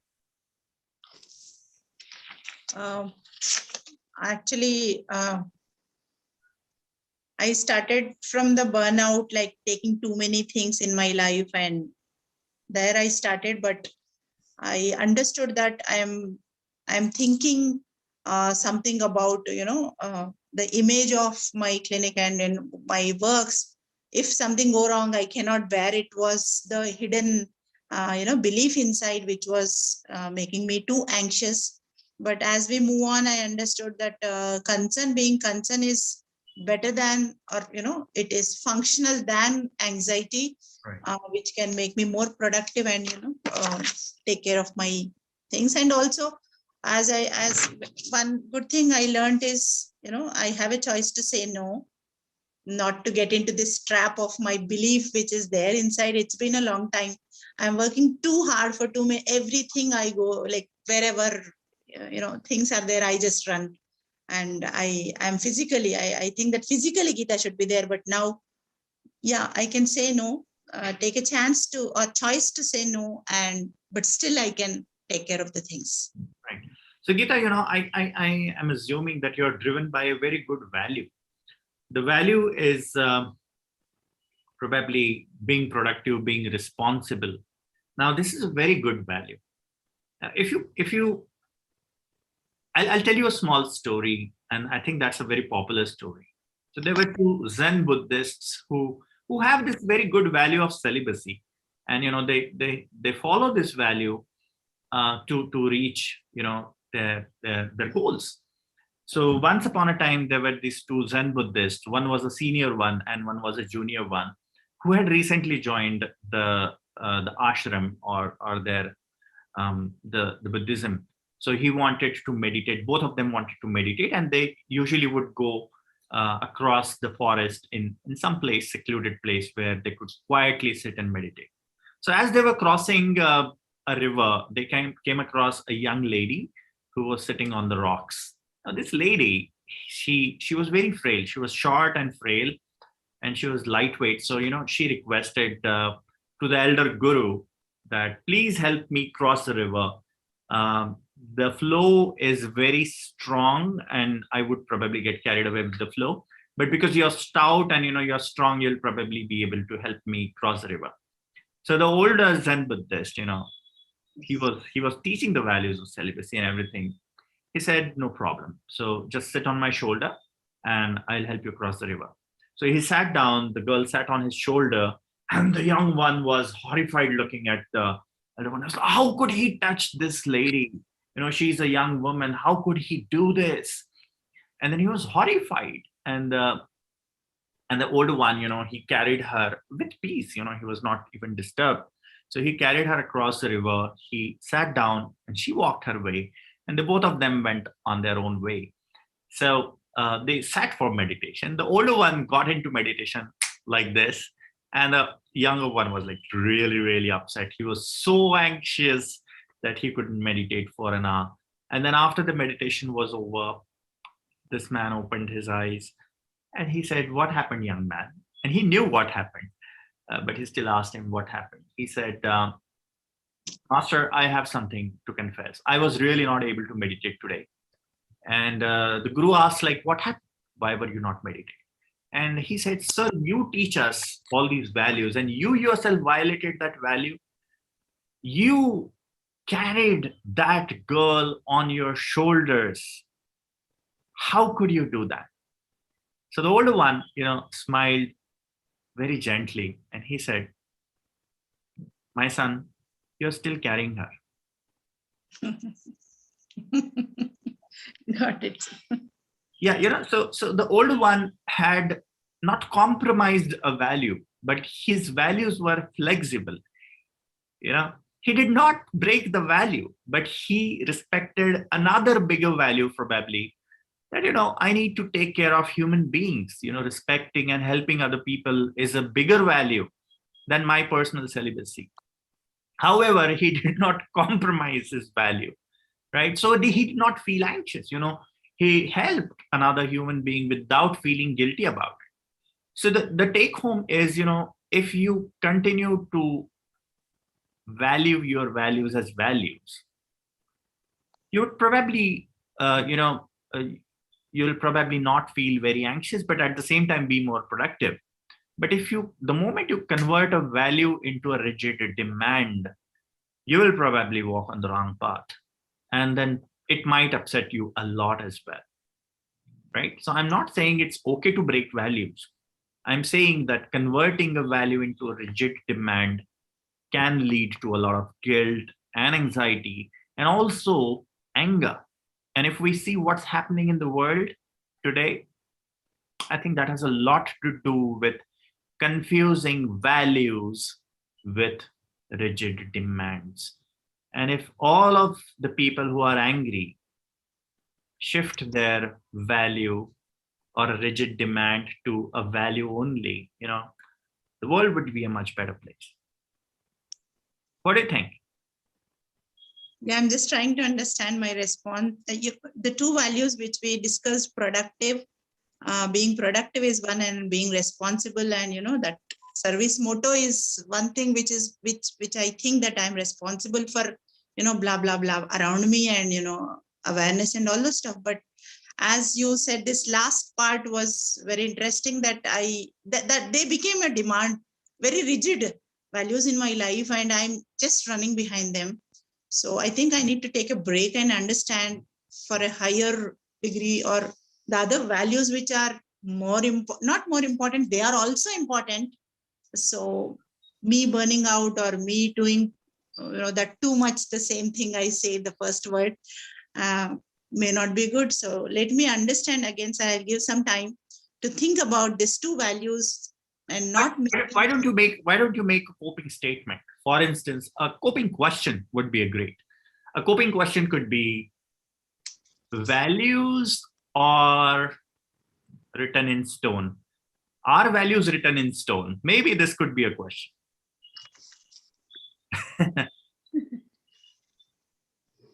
So guidelines or laws of nature, what would be?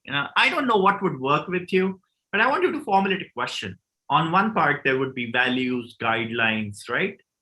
And other ones would be rigid demands, something that's written in stone, or laws of nature. So the choice is yours. Okay, what was most helpful in today's session? The last part, sir. Oh. The last thing which you said, that story, and then I was just trying to listen to the story, because the story was, I heard the story, but not in this context.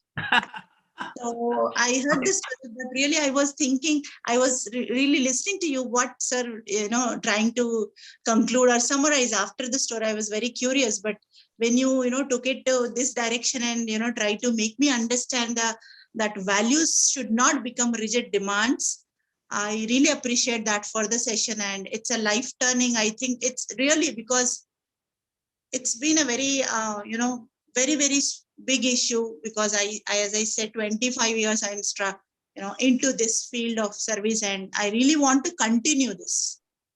You know what? You were stuck for 25 years in this issue, and it took me 40 minutes to reach this issue. For the first 40 minutes, I worked on, frustration intolerance, and that was the wrong, probably not so central issue. I think the demand was more central issue, and I could have reached it earlier. But yeah, that's how I'm human. I do make mistakes, and I don't think that the entire efforts were waste. I think that we addressed two things in a session. But if I had suspected this demand of responsibility or demand of service earlier in the session, maybe the session would have gone more efficiently. But thank you anyway for the opportunity to I also learned a new thing. But finally, I'm human, right? Okay, thank you so much, Geeta.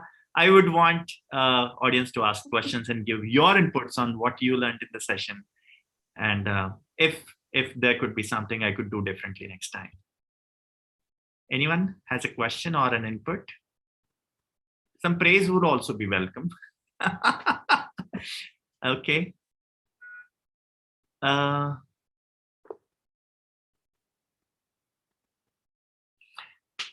There is a question: what if you are making everyone in your surroundings upset for some or the other reason? What do you do, and what would be the reason?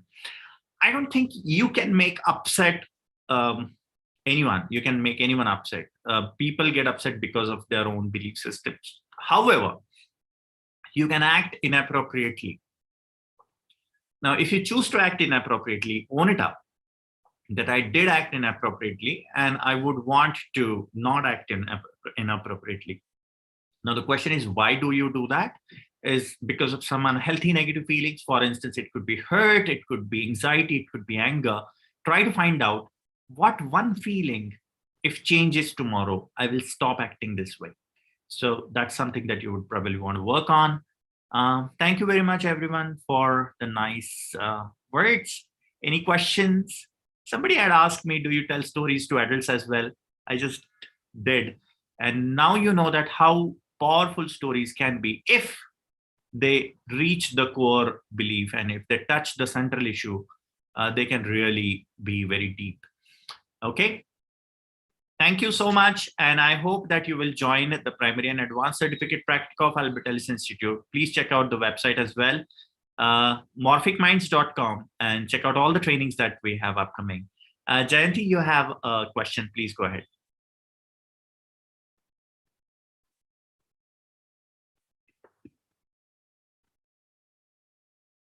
Awesome, like the interpretation. The other one is like you went to demandingness. You said so. This was the demandingness of not letting go of values. I don't know what the demandingness was. I don't know the A. Do you know this? I don't know the A. I know the B only. So it was it responsibility? Was it service? I don't know the A. Okay. And I'm okay with it. Oh yeah. Okay. I just wanted the clarification. Okay. Awesome session. Good observation. Awesome. I don't know the A. I know the B. That's it.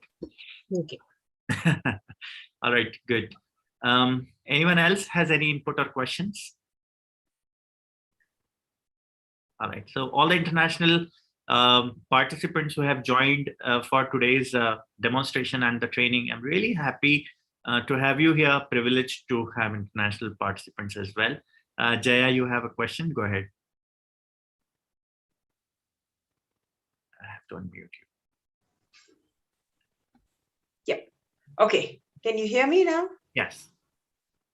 All right. I wanted to know a little more about the coping statement that you were asking Geeta to formulate, and what made you change it to a coping question instead? Coping statements don't work. We have evidence that, yeah, rational statements, even rational beliefs as a replacement of irrational beliefs don't work. It's the process of questioning or the process of disputation that works.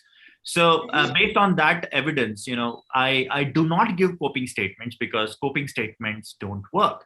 So you have to make a question out of it. And when they ask themselves like, how is it helping me? How is it logical? What is the evidence to it? The process of questioning works. And therefore I changed it into a question. Okay, so the coping statements really don't work? No, they don't work. So the positive statements definitely don't work. The positive statements, for instance, nothing is not positive. Not a positive. Even rational beliefs, they relieve the anxiety only momentarily, but they don't work in the longer run to change the cognition. So every time you ask a question, there is a deeper cognitive restructuring that happens, not just a temporary, change in feelings. So feeling better and getting better are two different things. You may feel better with a coping statement, but you get better with a coping question. Okay, so one more question. So what is the difference between your coping question now and the questions that you asked after the ABCs, the 3 questions that you'd come up with? I forget the questions, but they're similar. The questions are how is it helping you? Yeah. Is it logical? Is there any evidence? So these are disputation questions. But Right. the difference, if you ask me, initially I had given the questions about frustration intolerance, right? True. They were for that belief. But this coping question is for demand. Okay. All right. And it's a differentiation between, is it a demand or is it a value? So they will be able to examine this and probably come to the realization that it's a demand and not a value. Okay, I hope that answers your question, Jaya. I'm just wondering the difference between a demand and a value over here. A value is a strong preference, a code of conduct that human beings would rather follow. Yeah, true. Okay. And a demand is an absolutistic expectation that it has to be followed as if it's a nature's law. For instance, if I throw this up, it absolutely must come down because it's a nature's law. And if I was to say that I absolutely must not hurt anyone, then it's a rigid demand. Okay, so demands are more rigid, is what you say. Demands are rigid. All right. Okay. Right. Thank you. Thank you. Yes, Van. I hope that's Vandana. Yes, sir. Okay, go ahead. Yeah. Sir, my question is that in her case, that it is her own view and her own values is cause of anxiety. But if there is the third angle that if I don't go and supervise by myself in my clinic, so somebody else will hurt my my things or my image or my clinics this, or somebody can क्या बोल सकते हैं हम उसको कि दूसरा उसको image को हर्ट कर सकता है और can be purposefully hurt my this thing. So if this angle is added here, then how we can go with the client? How? Yeah, in a similar way. For instance, the depreciation beliefs would probably kick in there that, it means I'm not good enough. I had checked it. Gita did not have a depreciation belief. I had checked and, it was not there. But if your own reputation is at stake, then, the depreciation belief would be suspected strongly by the therapist rather than these beliefs, which is a demand and a frustration intolerance. So, I did explore there, but it was not there. Yes, sir. Okay. Thank you. Sonal, you have a question. Yes, sir. You said that there was no A. I didn't understand that because it started from the morning event when she said that she had to go. I mean, she went there. Okay. That was the A in the initial ABC. Yeah, initial A was there. And anxiety. I did not get enough time to find the A for the demand. What is she demanding? I don't know. She's demanding of some value, but what is that value? I don't know. She mentioned that it's service. She mentioned that it's, responsibility, but I'm really not sure. I did not cross question. I did not confirm it, but that really doesn't matter. It would have been nice if I had confirmed it, but, that would have been much better. But, sometimes we don't have time and we have to just go with B. Okay. Maybe in the next session I will. Okay. Thank you. Okay. Yes. Any more questions? Okay, we'll call it a day then. Thank you very much for joining again, and I'll see you in the next series of free sessions. Please spread the word. The links to the trainings are given in the YouTube link that would be published online. And please share the videos and take care of yourself and your clients. Bye-bye.